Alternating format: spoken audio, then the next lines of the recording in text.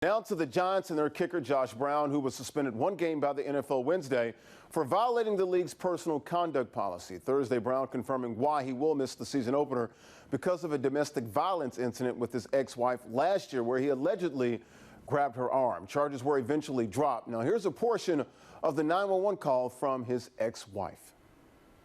My husband and I have been fighting, and I went to go turn off the computer in the other room, and he grabbed my wrist and started gritting his teeth, and I got really scared, and I just went and locked myself in my bedroom again. They came last night, and they said if anything else happened, just to call back, and I don't want anything to get any worse. So let's bring in our SNY NFL insider, Ralph Vacchiano, who is joining me on the phone. And Ralph, did the NFL know about this 911 call when handing down the punishment to kicker Josh Brown? Yeah, they did. From what I've been told from a pretty good league source, that they knew about the 911 call. They had seen the police report. They either read or heard about the interview that his wife or his now ex-wife had given to police. So none of the details that came out with this were foreign to them.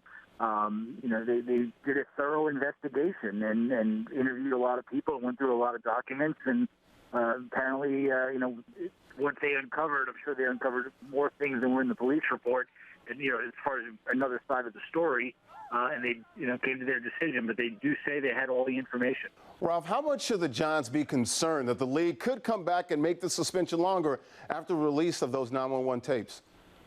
Well, unless it later comes out that there was missing information, I don't think they're in any danger of that. The league, again, they're insisting that they had everything, so they knew all this. This is new to us because nobody knew about this arrest until a couple of days ago. Nobody knew about the details until Thursday. But the league says it did. The only way I think it could be lengthened is if another incident comes up, or if it turns out when they're looking through the details, they find something that maybe Josh Brown or didn't let them know about or hid, but that doesn't sound like it's the case. I think they feel, from what I've been told, like he was honest about everything.